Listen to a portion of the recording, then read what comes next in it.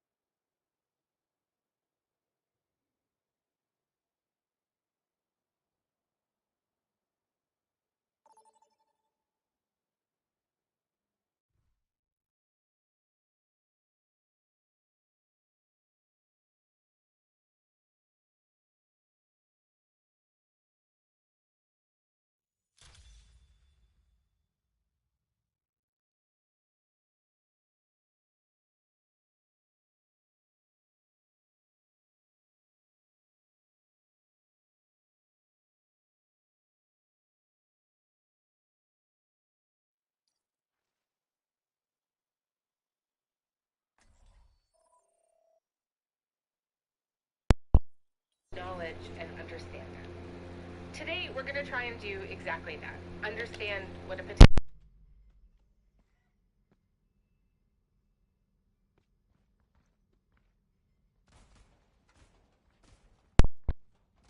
that I can safely say nobody here wants to see happen. And while Coombs says that the chances are slim, I found that gaming it out like this really sobered me to the challenges that Canada is up against right now. Coombs is the director of the Queen's Centre for International and Defence Policy. He's also a retired member of the Canadian Armed Forces and was deployed as a civilian counterinsurgency advisor in Afghanistan, where, of course, Canadians fought and died alongside our U.S. allies at the time.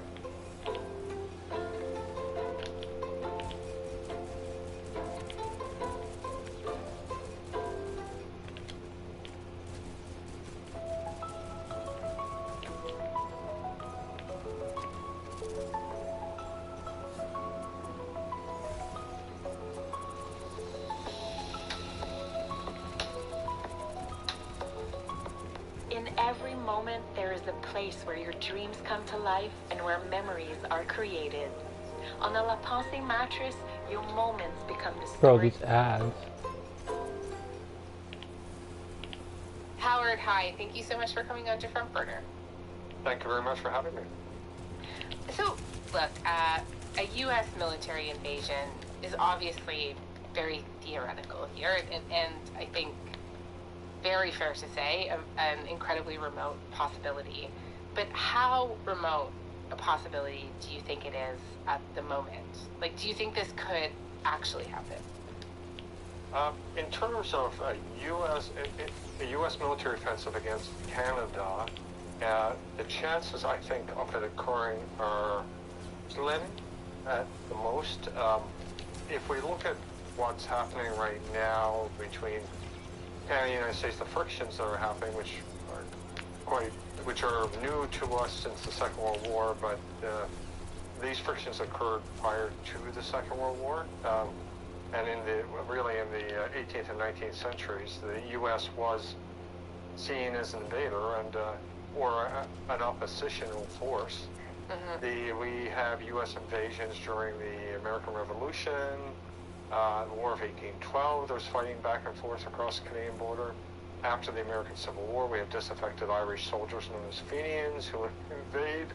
And in fact, in the post-First World War period, we had our own war plans.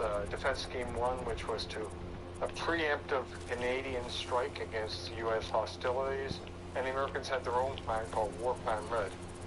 With the Second World War, and we became very close allies, and that wartime alliance has turned since the Second World War into something much stronger, or much more intertwined across our borders in terms of everything from culture to economics. And I think that's where we are. The biggest issue we're seeing right now is there is a form of warfare that is not military power being conducted, but more so on the economic realm. I would argue that right now the United States is at war with us. And I wish it was easier to like swap fast between the healing gun and the actual pistol, so I can do more damage, not just heals. But if they could not achieve, I mean, I chose support, so not a bad thing. Through dialogue, discourse, threats, coercion. I like Moira. If it wasn't for him choosing it, I would have been good damage and heals. Right. Good balance. Okay, Howard. Zenyatta is also pretty good. Very disconcerting to hear.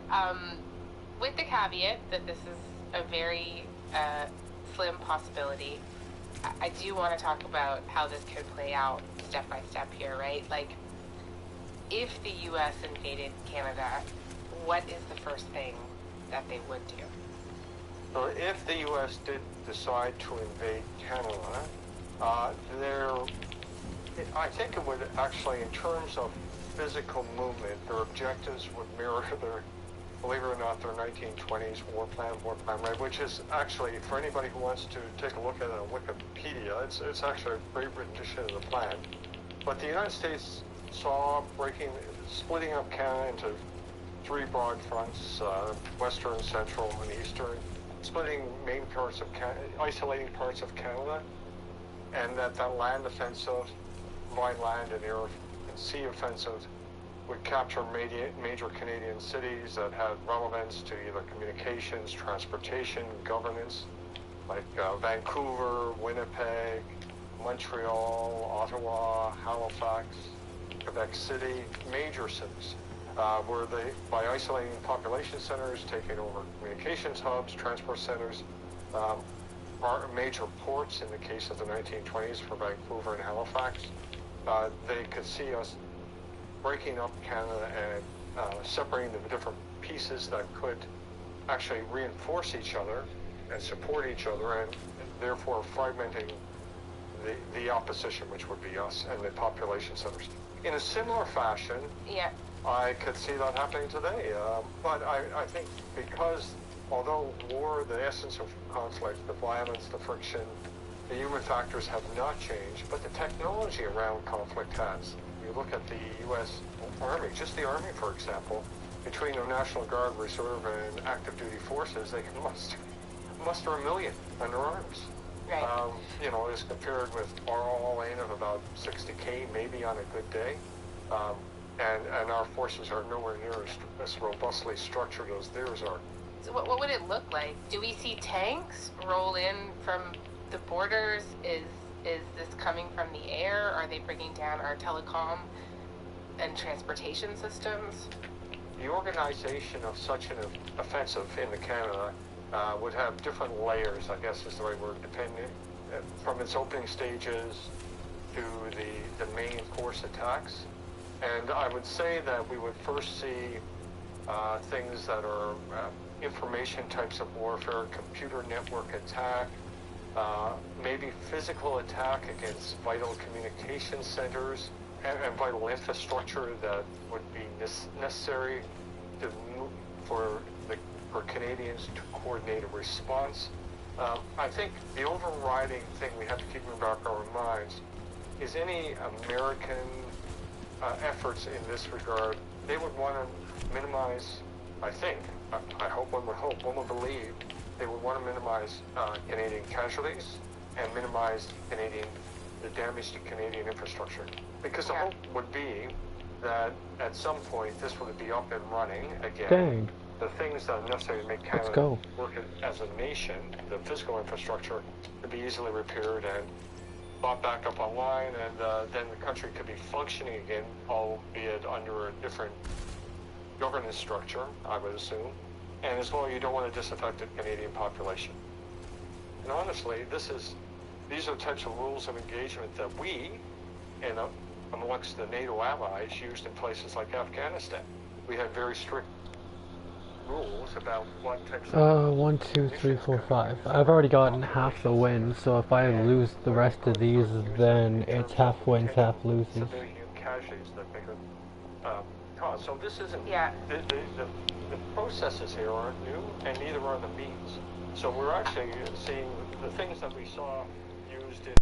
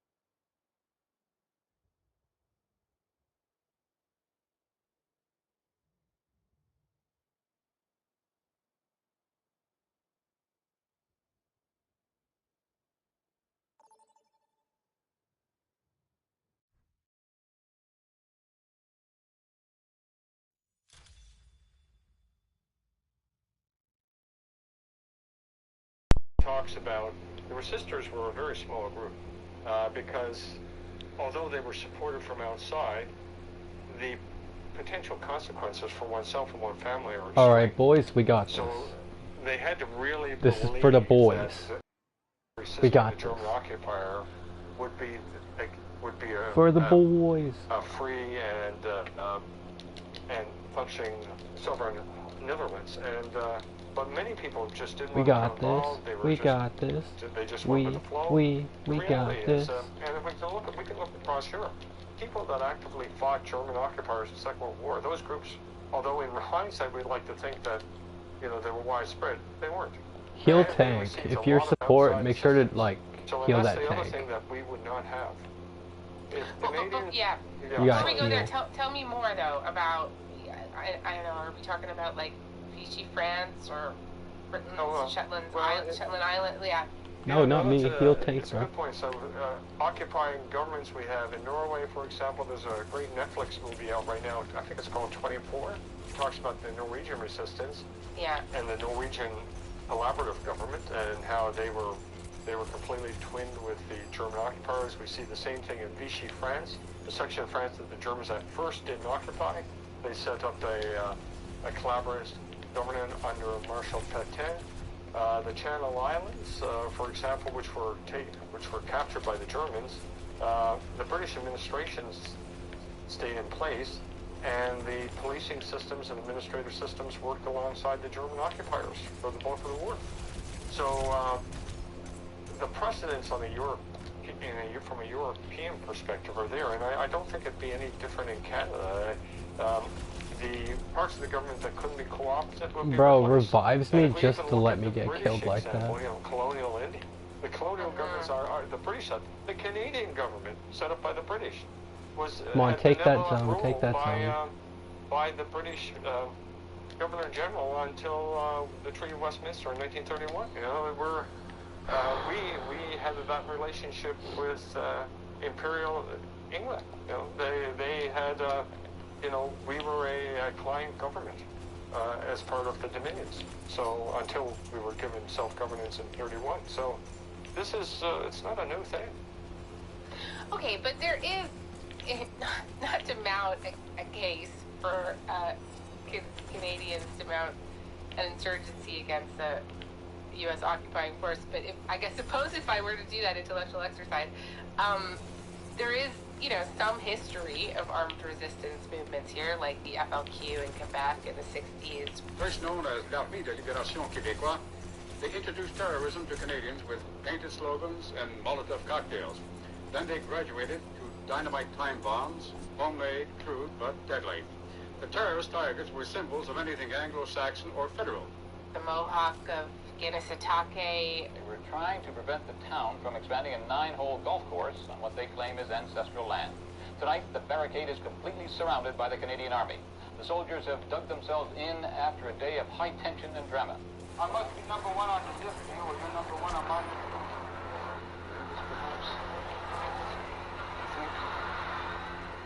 There are militia groups in Alberta. There are a lot of guns here. People own a lot of guns. Is there any case that we could put up a good fight? Well, I would say people could put up some degree of resistance. I'm not saying that would not happen, but sustaining it over time is very difficult without outside support, because you need a constant influx of arms, weapons, explosives, munitions of all kind. We're talking an enemy that's high tech. We could use low tech measures just like the Afghans did against us, for example, the Afghan insurgents. But the reality is, without that outside support, you will not have a successful insurgency. Right. I mean, if we're looking at like the Viet Cong, they succeeded against the U.S., but obviously they had a huge outside backer. The Algerian National Front beat the French, the Irish Republican Army against the British. Yep. Does that all hold for you? Yeah. Yeah, Okay. that's Okay. correct. So they all had outside support, but the other thing too is porous borders with a neighbor that you can move into. If you look, our borders with the U.S., so little support there. If we go up north and we look at our bordering the Arctic, the Arctic Council countries, there's well, I'd be shocked if somebody could think of a viable way in which we could move stuff across the Arctic Circle and down into southern Canada. So that's a problem too. Yeah. Why wouldn't we have friends or backers? Why not? It's easy to send a plane and do something, but projecting and sustaining support over time, over vast distances, consumes huge amounts of resources. And we don't have any neighboring countries that are able to easily support us or to be used as a support base. Bro, what's our other allies support that can doing? negotiate with 180? them to support Canada. That's Bro. the biggest problem. If we look at our closest European ally, 0 is damage, UK. 180 So how would, heals. in terms of an intellectual exercise, how would the UK support an active resistance unit in Canada? How could they support that movement? And I can't think of a way that's sustainable. I can think of sub-drops, perhaps strategic aircraft, but let's face it, NORAD is very effective. So the architecture of sea and air defense from a continental perspective is in place. So if you're going to try to put a plane in the air to do an airdrop in Canada, chances are it's not going to get there. If you try to move a sub into the offshore Canada, you are taking your chances because we have very effective coastline surveillance. So Come on, I think come on. the fact is Canada is a bit of a castle with a moat around it in terms of if somebody wanted to actually defend Canada and had the military wherewithal to do it. Right, because I was going to ask you if NATO would be obligated, but that's not really your point. Your point is that they can do it.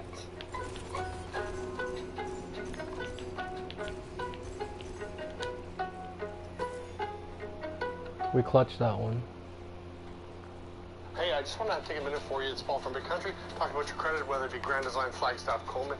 Do not let banks punish you any further with your credit. We will get you approved. Sometimes we require a little bit of money down, but we will get you approved. I've got 3 finance men. Okay, Yo, look, dumb, I know you said at the dumb. beginning of What's this good? conversation that you thought the more likely outcome, I'm still not saying that this is the likely outcome, but the more likely outcome is really extreme economic warfare, right? I know you said you actually already think that we are at war with the U.S. Just worst case scenario that for me, I guess, is there a scenario where Canada ends up in like a Venezuela type situation where all of the economic force just causes a huge level of social and economic chaos here internally? I think it could, but I don't believe that in terms of economic resistance, I think there's a point when we would stop. We would just say, okay, what is this going to take to come to some kind of agreement? I would see us being a client state. The United States has done this before. Here's the Philippines, for example, and they have that kind of relationship with the client state, exchange of goods, staples for refined goods. In some cases, Yeah, we lose. They would We use lose. American currency. We So lose. I Okay. won't say we would Oh wait, no, become we a don't lose colony yet, of the U.S., apparently. but I could see Huh. some kind of transactional relationship, because at the end of the day, the United States doesn't need to physically invade us to dominate us. And we're already seeing this with the unrest and uncertainties being caused by the pronouncements that are coming out of the current U.S. administration. And honestly, we are in a state of disarray right now. Our government is not effectively reacting. In terms of central resistance on an economic front, it doesn't seem like, at least from somebody on the outside, and I would like to be giving everybody a benefit of doubt and thinking that right now, furiously in Ottawa, there are federal government ministers and trying to knit together what does an immediate response look like and what are long-term plans. But in my heart, I don't think that's happening.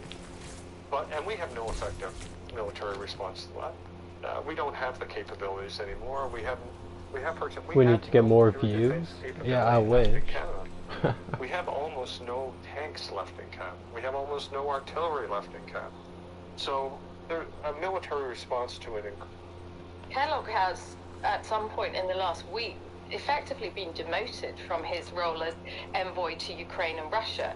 Apparently the Russians don't like Nobody him very likes much, when I so play he this wasn't game. invited to the conversations in Saudi Arabia. We have seen, as I say, the President of the United States seemingly changing sides in the argument over the war in Ukraine and who is to blame for that. We've just seen in the last few moments a post on Truth Social, the social media platform from President Trump, which is frankly abusive towards President Zelensky, and just, well, it's full of inaccuracies. Actually, inaccuracies is to understate it. These are simply falsehoods, and it's stirred the debate up to a new pitch, and that, believe me, is really saying something. Hi, it's good to have your company here on Drive on Times Radio. I'm John Pienaar. Now let's try to be objective about President Trump. Let's try hard. Well, good game. No one truly knows Now what's we running lose. through Donald Trump's mind when he speaks except Donald Trump, and even that's debatable. But if we heard a Kremlin mouthpiece or a Russian media cheerleader or Vladimir Putin himself We tried. say that Ukraine started the war Can't with win them Russia, all. also done a deal to end it quickly, and the best thing Ukraine could do now is call an election, because Vladimir Zelensky is deeply unpopular and has no mandate to govern, we would shrug, we'd call every word a barefaced lie, and we'd say, well, what else do you expect? Now, hearing Donald Trump say all of that was somehow shocking, partly because of the glaring falsehood of those claims, but mainly with the realization that in weighing the case for Ukraine against Russia's illegal invasion, the President of the United States seems to have undeniably changed sides. They added loot boxes to this game. Also, this is Overwatch 2. You said you didn't know what it was, now you do. No longer depend on America's support or friendship. Well, on today's show, we're going to be taking a rapid tour around Europe. In a moment, I'll be talking live to a former Prime Minister of Poland. And a little later, we'll get the thoughts of Germany's ambassador to the UK. So how can anyone explain President Trump's echoing Vladimir Putin's slogans and messages the way that he did? Can you? Or send me a text. Do tell me what you think. 87222. Start with the word Times, or a tweet to @Times Radio. We all woke up, didn't we, this morning to Donald Trump's response to Ukrainian complaints that they have been left out of talks over any... They added loot boxes to this game, bro. It's a war that would have never happened if I was president. These, people being killed at levels that you've rarely seen, not even close, since the Second World War. And I'm very disappointed. I hear that, they're upset about not having a seat. Well, they've had a seat for 3 years, and a long time before that. This could have been settled very easily. Just a half-baked negotiator could have settled this years ago. When they're worried about not being seated, you mean somebody that should have... Maybe that's why I'm not getting any viewers. I'm playing a boring game while I'm bored listening to boring news. Boring everybody. Zelensky responded by saying the American president was stuck in a disinformation bubble, challenging his claim that he'd had an approval rating of 4%. In fact, it's now sitting at, 57% or so. For his part, I mean, it's also Wednesday night, I think. Yeah. Wednesday night. As a whole, the atmosphere was very friendly, and our participants told me that the Americans were totally different people. They were totally open to the negotiation process. They had no prejudices, they had no judgments about things that have happened in the past. In any case, there haven't been any bilateral contacts yet, but there is an attitude of readiness to work together openly.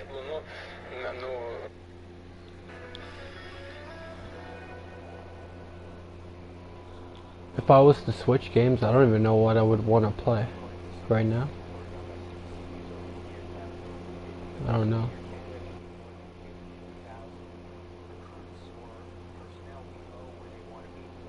Readiness in terms of if we had to move in to help a NATO ally in an emergency situation. So a lot of issues there, a lot more people that they need to bring in. The eventual goal for the Canadian Armed Forces is to have an authorized strength of 71,000 personnel with a reserve strength of 30,000 by the end of this year. But they want to expand that to have over 85,000. How many more matches do I have to do to unlock that? Ready to go by the year 2040, 2041. That's a long way 5. away. They've got a lot of work to get there. It's been well documented. 4. One of the big problems they have is that the process is a lengthy one, and what they're finding in many categories of recruitment is that people are getting partway through the process, and then it's taking, in some cases, months to get to the end. They just get fed up and find something else to do. They don't follow through. So they've been working over the last couple of years to kind of speed up the process through several different ways, including modernizing medical standards.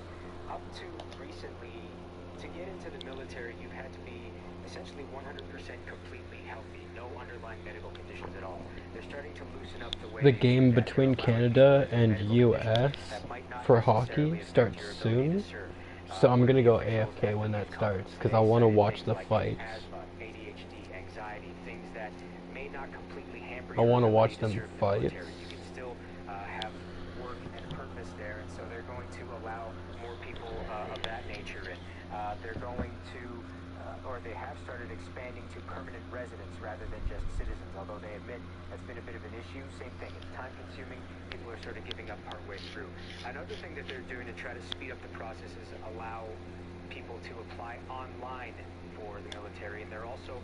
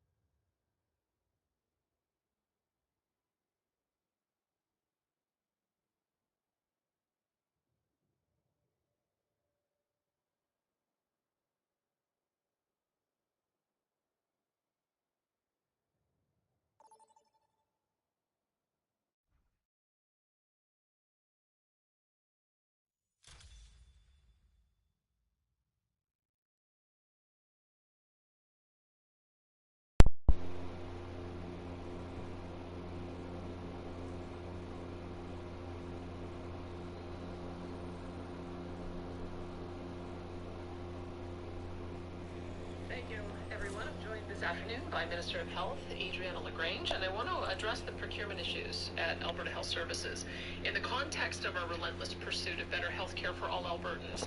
I think all Albertans will agree that wait times for surgeries are too long. Hip replacements, knee replacements, and cataract surgeries are you in LA? We've made progress on shortening those wait times, but they still remain too long. At its heart, that's what the questions. There's a song from Little Dicky that predicted the fires. It's such a goofy song too. Earth by Little Dicky.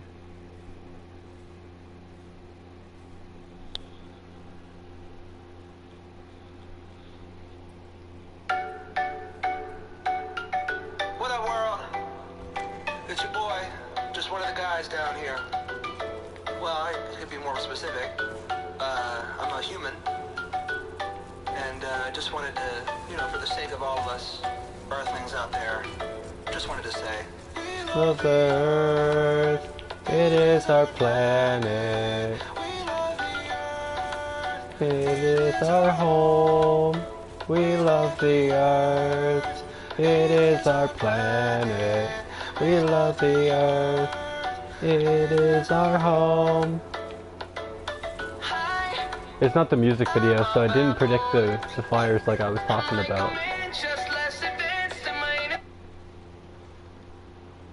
I usually don't listen to the music videos.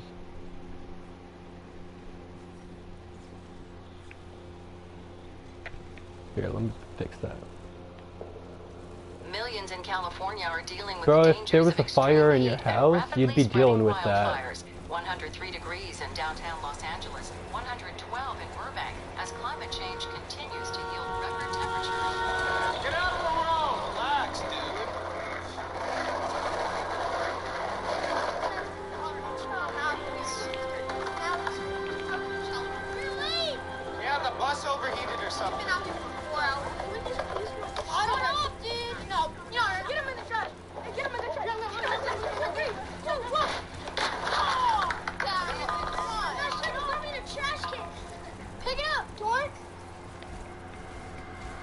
What did you just say? I said pick it up, dork. What? Hey, are you Little Dicky? Yeah? Hello? Yo, Little Dicky, my brother thinks you suck. Okay, your brother probably sucks. Look at how you turned out. You're a rat. Your whole household is probably completely mismanaged. Hey, suck my butt, Little Dicky. Suck your butt? How about you take that perfectly round head and suck my butt? How about that? Hey, please, Pick up the trash. Yo, Stingray, what's good, bro?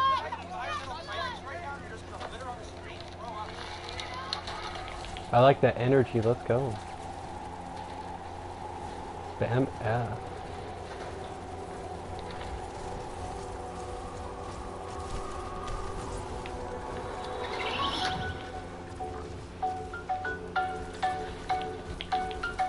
What up, world? It's your boy, just one of the guys down here. Well, I could be more specific. I'm a human. And I just wanted to, you know, for the sake of all of us Earthlings out there, just wanted to say, we love the Earth. It is our planet. We love the Earth. It is our home. We love the Earth.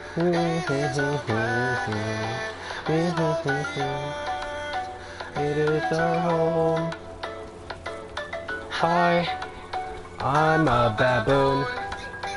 Just like a man, just less advanced, and my anus is huge. Hi, I'm a zebra. Nobody knows what to do. Am I white or black? Song's so cringe.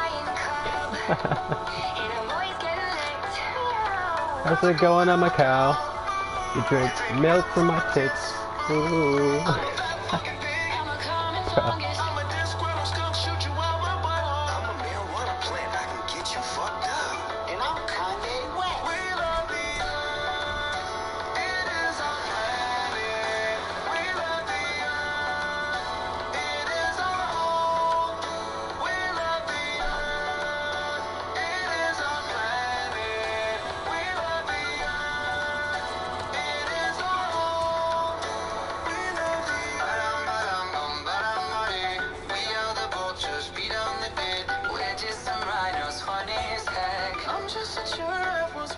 Yeah, the Kanye West part is just so awesome.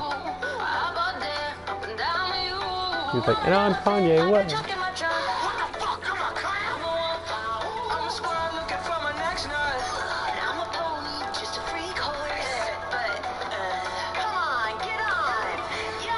Kitty up, let's ride.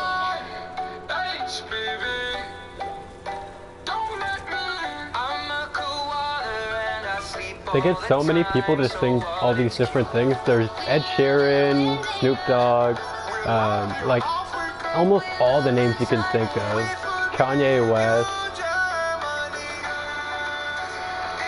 Ed Sheeran. I think Rihanna, like there's just so many of them.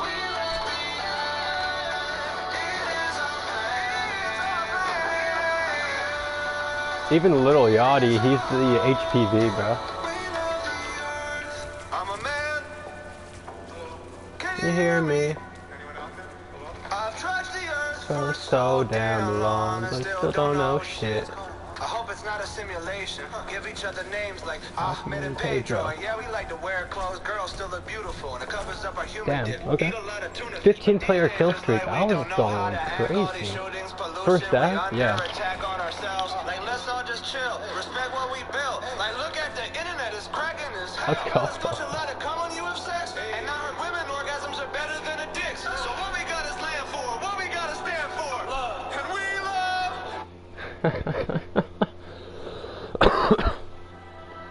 Bro, the intro to that song, I'm a baboon and my anus is huge, that's Justin Bieber. That's crazy. You want some more of this, bitch?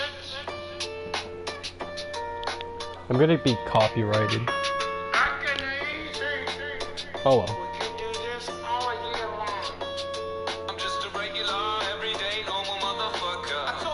I tagged you? So it was tagged, bro. What am I supposed to?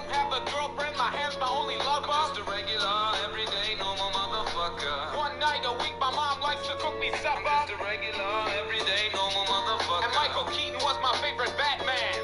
I was walking down the street just the other day. I saw these two fine bitches, they were walking my way. Yo, what you girls doing tonight is what I wanted to say. But suddenly I panicked, my voice started to shake. So I put my head down and I just walked away. I had a bus to catch anyway, it worked out great. Got on the bus, put my headphones on and pressed play. Sheryl Crow, James Blunt, a motherfucking Ace of Base. Yo, what can I say? It's just a day in my life. I'm up early in the morning, in bed early at night. To be productive at work, I gotta be well rested. Yeah, motherfucker, you heard what I just said. Regular, everyday, normal motherfucker. I don't like margarine, I much prefer the taste of butter. Just a regular, everyday, normal motherfucker. My favorite movies as a kid was Superman and Ghostbusters. I'm just a regular, everyday, normal motherfucker. I have a hard time opening my eyes underwater. I'm just a regular, everyday, normal motherfucker. And I'm not a huge Nicolas Cage fan. I'm from a lower middle class family. Me and my brothers and sisters played hide and seek. I have good memories from my childhood, bitch. My favorite toy was my fucking fire truck, bitch. I used to play with that motherfucker all day long until I learned about sex from the Sears catalog. And then I played with my motherfucker all day long. About 10 times a day, man, all year long. My favorite song, motherfucker, I don't like to admit it, is a Celine Dion song from the movie Titanic.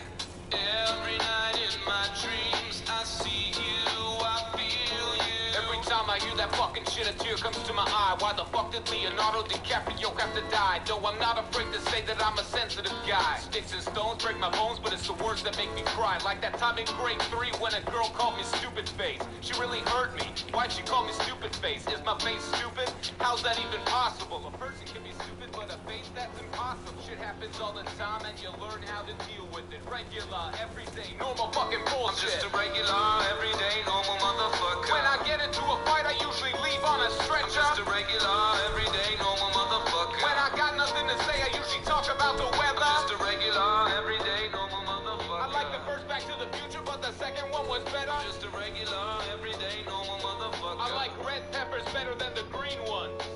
Ooh, saving up my money to go buy a new dishwasher. Mine broke about 6 months ago. Motherfucker. Go, go, go, go, go, shorty. It's your birthday. Go party. You don't get an award at 10K. That was like a decade ago when they used to do that.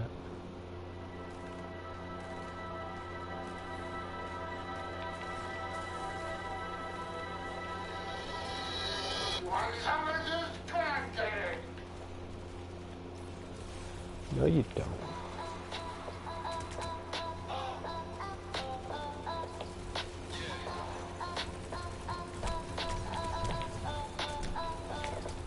At 100,000.